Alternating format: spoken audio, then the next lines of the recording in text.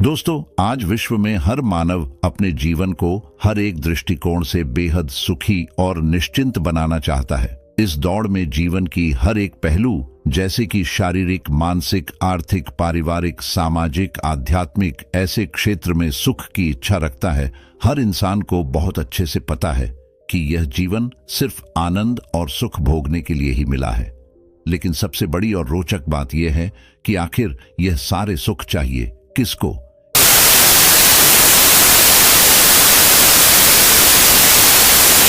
अगर मुझे सुख चाहिए तो मुझे मेरे सत्य स्वरूप में आना पड़ेगा।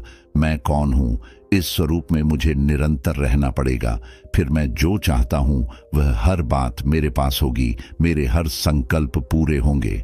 वास्तविक रूप से सारे सुख तो मेरे पास ही हैं, बस मैं अपने पास नहीं हूं। आज दुनिया में अधिकतम लोग अपने आप को 5 तत्वों का बना हुआ शरीर ही समझते हैं, और सत्य देखा जाए तो हम शरीर को चलाने वाले अति सूक्ष्म पॉइंट ऑफ लाइट आत्मा है, जो कि इस शरीर में ब्रेन के मध्य में हाइपोथैलेमस पिट्यूटरी के बीच में स्थित रहकर सूक्ष्म शरीर और 7 चक्रों द्वारा इस शरीर को चलाते हैं और हर बात का अनुभव करते हैं। दुनिया में 2 प्रकार के कॉन्शियसनेस हैं, एक है बॉडी कॉन्शियसनेस और दूसरा है सोल कॉन्शियसनेस। विश्व में इस बात को अहम मान्यता है कि जिस कॉन्शियसनेस में आप चलते हो, उसी अनुसार विश्व आपसे प्रभावित होकर आपके जीवन पर उसका प्रभाव आता है और आपके जीवन में सुख या दुख की प्रवेश होती है। बॉडी कॉन्शियसनेस मतलब अपने आप को प्रकृति समझना, और प्रकृति समझने के कारण प्रकृति के सारे दुखों का अनुभव आपको होना शुरू होता है और आपका जीवन दुखों से भरपूर होता है। इसके विपरीत अगर आप अपने सत्य स्वरूप में आ जाते हैं, जो कि आप एक चैतन्य आत्मा हो, इस स्थिति में सदा काल स्थित होते हो, तो सदा काल के लिए आपके जीवन में परम सुख की वर्षा होगी। आज की प्रस्तुति में हम यह समझेंगे कि आत्मा का इस शरीर के साथ क्या संबंध है, उसका स्वरूप कैसा है, शरीर में कहां रहती है तथा कहां से आती है और कहां जाती है, क्या उसे मोक्ष मिल सकता है या नहीं। आइए आज इन्हीं प्रश्नों का उत्तर जानने की कोशिश करते हैं, क्योंकि हम जब तक यह नहीं जानेंगे तब तक हम वास्तविक सुख का अनुभव ही नहीं कर सकते। आत्मा एक चैतन्य शक्ति है, क्योंकि शरीर तो मात्र एक साधन है। आत्मा का शरीर के साथ का संबंध मैं और मेरे के रूप में स्पष्ट किया जाता है। जैसे कि कहते हैं मेरा शरीर, लेकिन मैं शरीर तो नहीं कहते। उसी तरह मेरा हाथ कहा जाता है, मैं हाथ तो नहीं कहा जाता। स्पष्ट है कि मैं कहने वाला चैतन्य शक्ति आत्मा इस शरीर का मालिक है।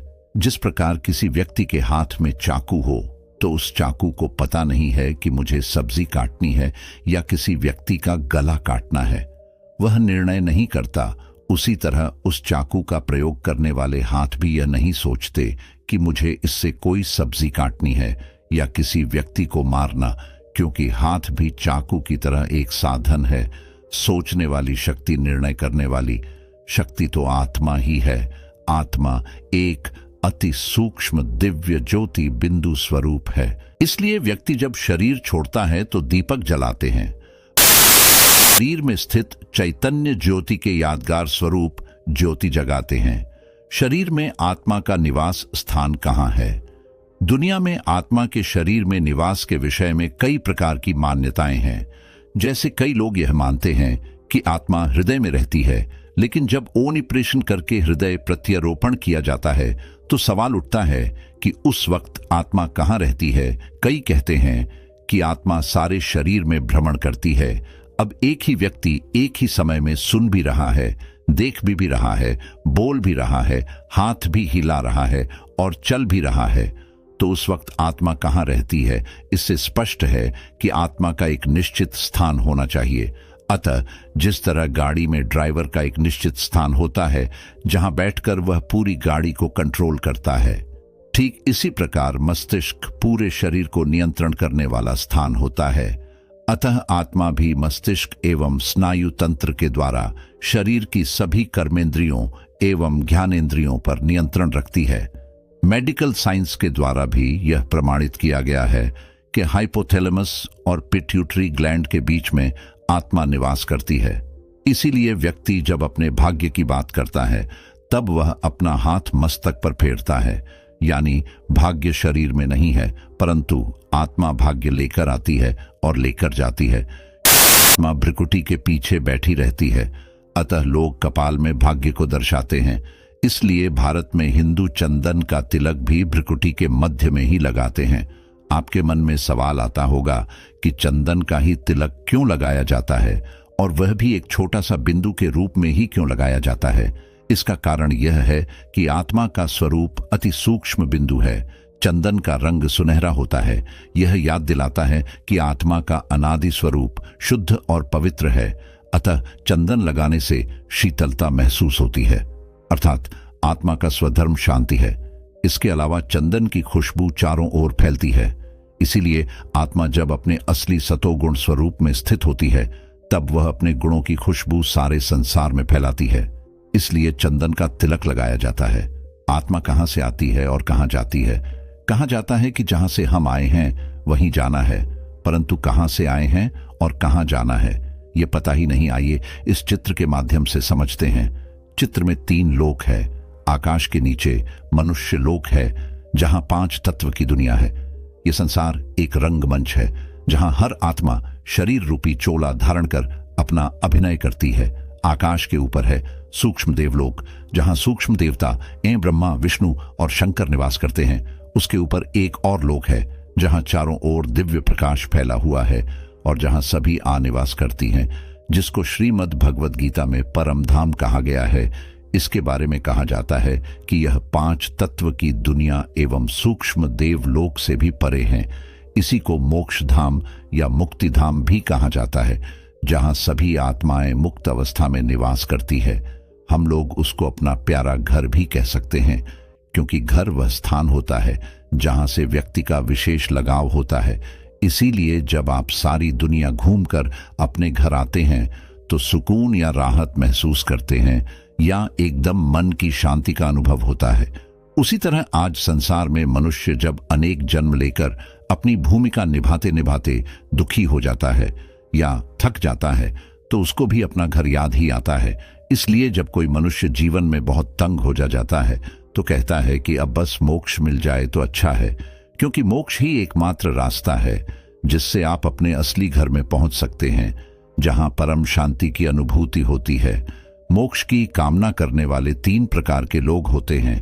पहले प्रकार के वे लोग हैं जो जाना ही नहीं चाहते, कहते हैं यह दुनिया बहुत अच्छी है, क्यों जाना चाहिए। दूसरे प्रकार के वे लोग हैं जो इस दुनिया से अल्पकाल के लिए जाना चाहते हैं, अर्थात वे सोचते हैं कि थोड़े समय के लिए जाकर के फिर से वापस आ जाए।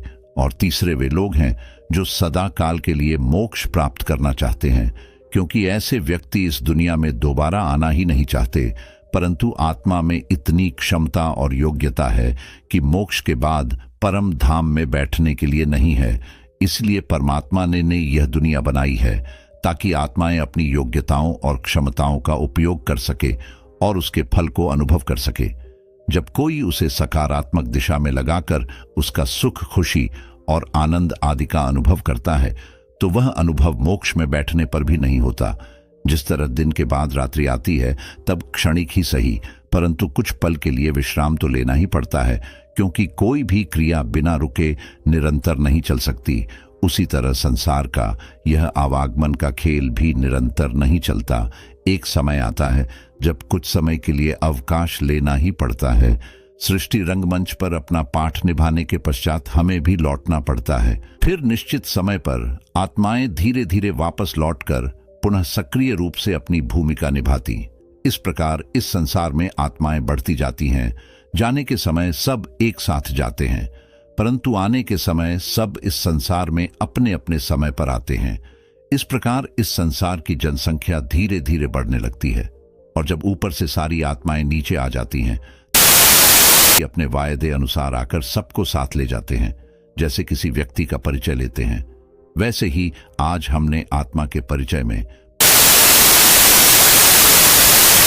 अन्य शक्ति का नाम है आत्मा, अर्थात आत्मा कहो, रूह कहो, सोल कहो, शक्ति कहो या एनर्जी कहो। दूसरा, हमने इसके स्वरूप के बारे में यह जाना कि यह अति सूक्ष्म दिव्य ज्योति बिंदु स्वरूप है। तीसरा, हमने यह जाना कि उसकी योग्यता 7 गुण ज्ञान, पवित्रता, प्रेम, शांति, सुख, आनंद और शक्ति है। अगर आप इन सभी गुणों के बारे में डिटेल्स में जानना चाहते हैं तो हमारे चैनल पर मौजूद है, जाकर देख सकते हैं। चौथा, हमने यह जाना कि उसका स्थायी पता भ्रिकुटी के मध्य और स्थायी पता शांतिधाम है। और पांचवा, हमने यह जाना कि उसका वर्तमान कार्य है 7 गुणों से स्वयं को संपन्न बनाकर अपने जीवन को जीना, क्योंकि यही मानव जीवन जीने का परम उद्देश्य है। मित्रों, यही है आत्मा का संपूर्ण परिचय। आपको यह प्रस्तुति कैसी लगी? और अगर आप हमारे चैनल पर नए हैं तो इस चैनल को सब्सक्राइब अवश्य कीजिएगा। धन्यवाद।